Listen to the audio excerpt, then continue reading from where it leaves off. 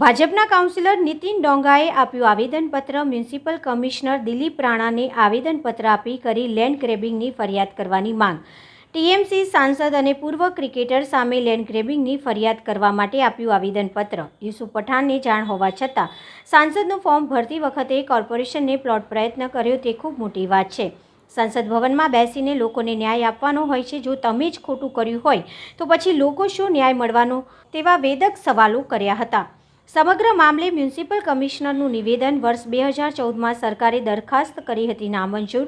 હાલમાં સમગ્ર મામલો તપાસનો છે. લેન્ડ ગ્રેબિંગનો મામલો કલેક્ટરનો છે, પરંતુ લેન્ડ ગ્રેબિંગ થાય કે નહીં તે વિષય પણ તપાસનો છે. હાલમાં કોર્પોરેશને 10 દિવસમાં દબાણ દૂર કરવા આપી છે નોટિસ. જો દબાણ દૂર નહીં કરે તો નિયમ મુજબ શોર્ટ નોટિસ આપી કરાશે કાર્યવાહી. કોર્પોરેશનને થોડા દિવસ પહેલાં ધ્યાન પર આવ્યું કે માનનીય સાંસદ શ્રી યુસુફભાઈ પઠાણ દ્વારા કોર્પોરેશનના ટીપી 22ના ફાઇનલ પ્લોટ 90 ઉપર ગેરકાયદેસર કબજો કરેલ છે. જો આ વાત સત્ય હોય તો મારી એક બહુ સ્પષ્ટ માગણી છે કે જ્યારે તમે સન્માનીય સાંસદ હોય ત્યારે તમારી ખૂબ મોટી જવાબદારી છે. આ દેશની અંદર કાયદાનું પાલન પણ કરવાની તમારી જરૂર છે અને નવા કાયદા બનાવવાનો પણ તમને અધિકાર છે. તો જ્યારે તમે સાંસદ તરીકે જો ગેરકાયદેસર કામ કરતા હોય તો, અને સાથે સાથે એમણે પોતાના ચૂંટણી એફિડેવિટની અંદર પણ આ ફાઇનલ પ્લોટ 90ને પોતાની માલિકીનો બતાવ્યો છે. તો જો આ પ્લોટ હકીકતે કોર્પોરેશનની માલિકીનું હોય તો આની સામે કડક કાર્યવાહી કરવી જોઈએ અને દાખલારૂપ એક કામ કરવું પડે. કારણ કે જ્યારે સન્માનીય સાંસદ જ જો ખોટું કરતા હોય તો પછી આ દેશમાં એ લોકો માટે શું કરશે?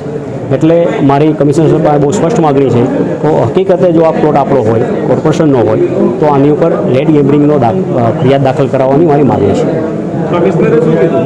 કમિશનર સાહેબે કાયદા જે કંઈ જોગવાઈઓ છે એ ઉપર કાર્યવાહી કરવાનું કીધું છે.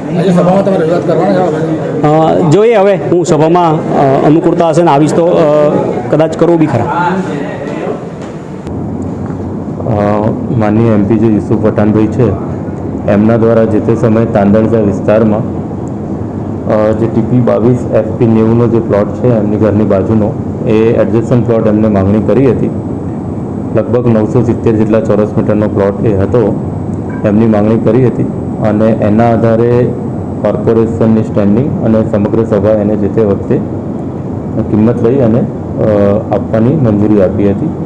અને એના પછી જે સરકાર દ્વારા એ પ્લોટ નામંજૂર કરવામાં આવ્યો હતો. 2014માં જ પ્લોટ નામંજૂર થયો અને ધ્યાને આવતા કે પ્લોટ નામંજૂર થયેલો છે અને કબજો એમનો છે એટલે અમે એમને ખાલી કરવાની નોટિસ આપી છે.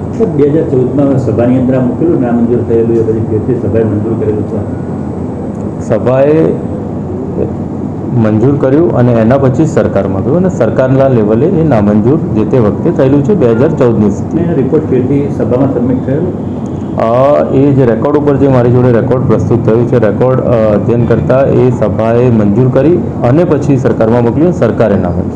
સવાલ એ છે 2014માં સરકારે ના પાડી હોય અને 2024 અત્યાર સુધી જે કબજો એમને રાખ્યો છે, તો જે જવાબદાર અધિકારીઓ જેમની જવાબદારી બને છે પ્લોટ પર કોઈનો કબજો છે તે જોવાનું, એમની ઉપર કોઈ કાર્યવાહી થશે? એ હવે અમે તપાસનો વિષય છે. હું તપાસ કરી અને પછી એમાં જે થશે કરીશ, પણ અત્યાર પૂરતું અમે એમને ખાલી કરવાની નોટિસ આપી. જે અમે નોટિસ આપી છે લગભગ 4-5 દિવસ પહેલાં, એટલે સ્વાભાવિક છે અઠવાડિયા 10 દિવસની નોટિસ આપવી પડે અને સ્વેચ્છાએ ખાલી થાય તો એના પછી તો ઠીક છે, નહીં તો પછી એકવાર શોર્ટ નોટિસ આપી અને પછી ખાલી કરવાની કામગીરી જનરલી થતી હોય છે અને એ પ્રમાણે અમે કરવાના છીએ.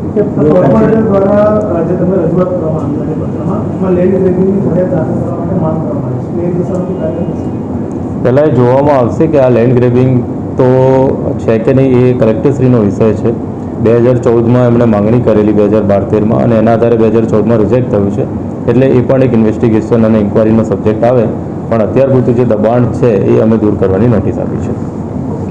Thank you.